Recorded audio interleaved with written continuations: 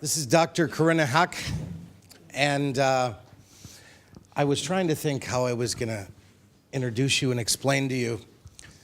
So I can only give my own perspective, my own story.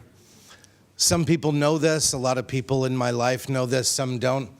Some years ago I got frustrated and I said, I'm not teaching these Germans anymore. I don't want to give up my weekends. And it's Corinna that drew me back in. You know, I think about that scene in The Godfather, just when I thought I was out, they bring me back. It was Corinna. I had stopped. I said, you know what, not making any difference. And Corinna had contacted me and said, could I learn from you? And I said, yeah, no. Nope.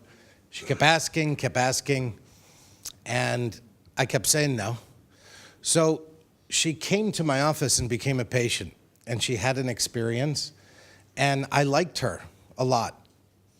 And she's like, she kept pushing and pushing. The good thing is women are persistent. If they want something, they're just, no just means let me take a different street. And so finally I said, look, whatever's inside there, I like that. I said, so if you can find some other people, a few others just like you, I said, yeah, I'll do that. So she immediately you heard from Dr. Stair yesterday, she just called up people she has influence and didn't ask them, just told them, you're coming. And they came.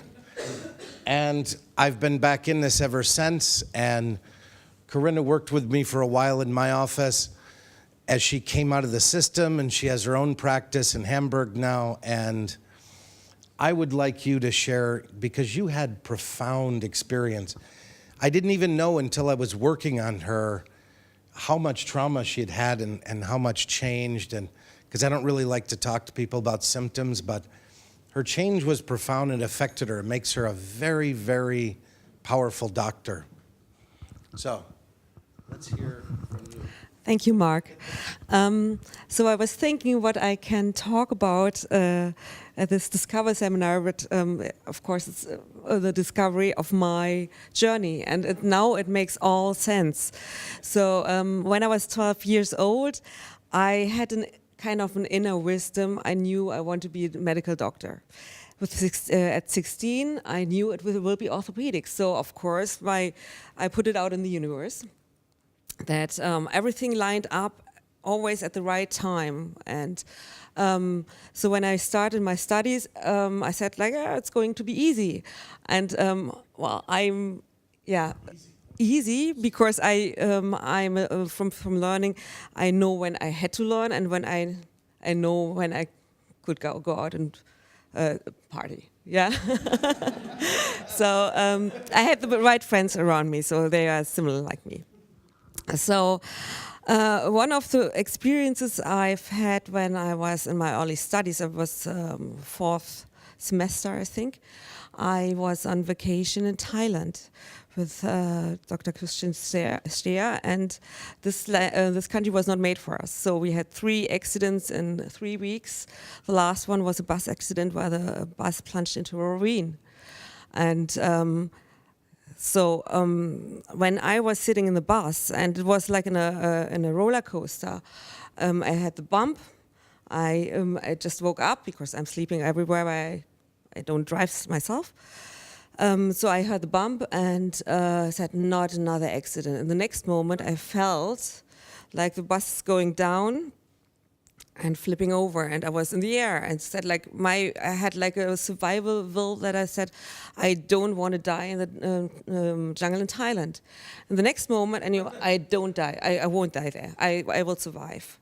And so when I finally got out of the bus, or was thrown out of the bus, I felt my back hurts, and but I couldn't move my legs. That's what I learned from anatomy. That's all connected.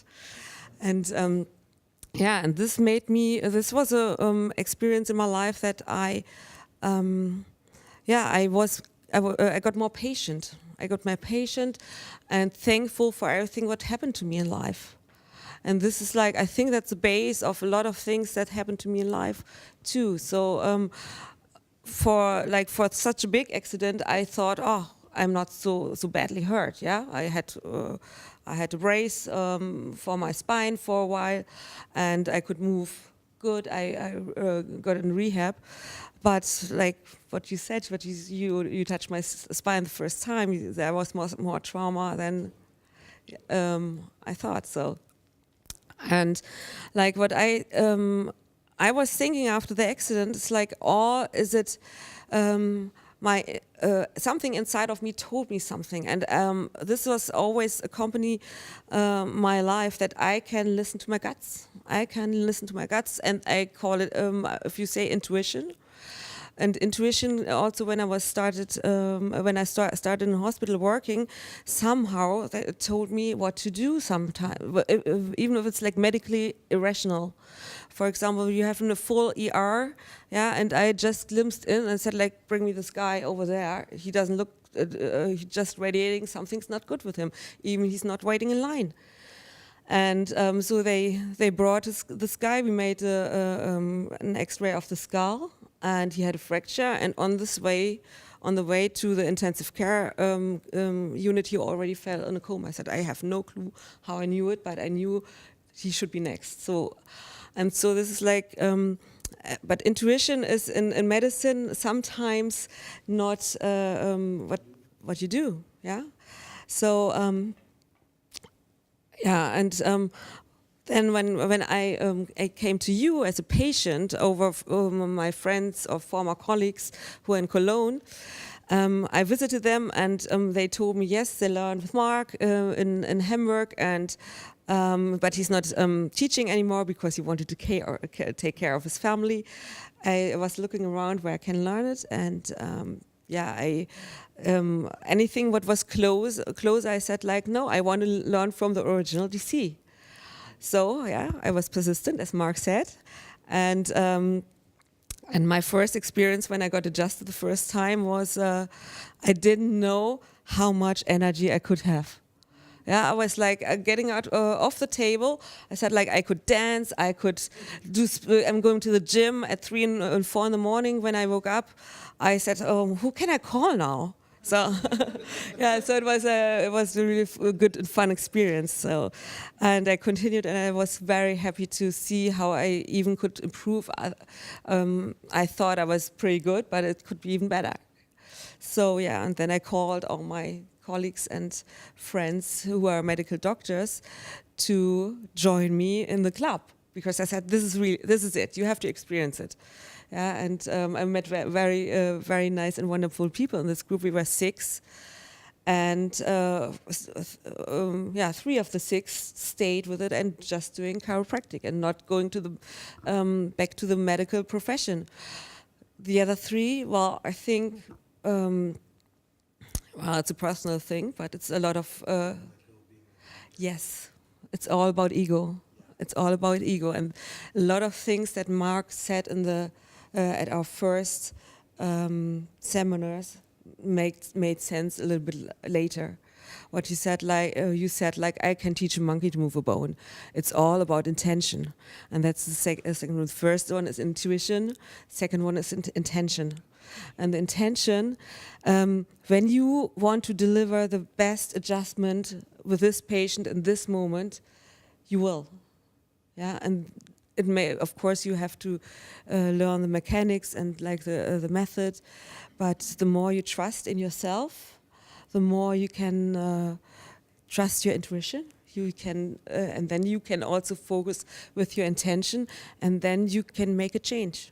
And this is what I like. Of course, with experience, I see in my office, or I saw also when we are working together, and that's so much fun. And like at one point, you see the miracles happen. Said like, oh my God, it's not that are not only the stories, it's happening. Yeah, and if you see it, you get so humbled. And because if you don't have an attachment to the outcome, you get so humbled, and you love the surprises.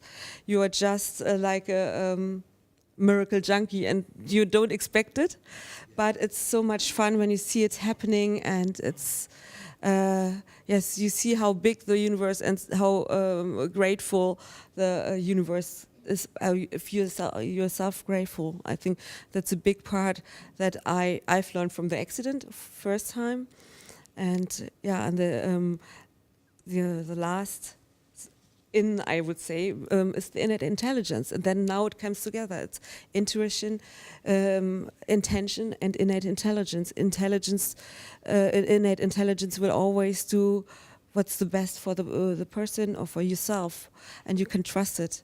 And of course, you send it out to the universe too. So like you could be a teacher again. Of course, I listened. And then you didn't want me.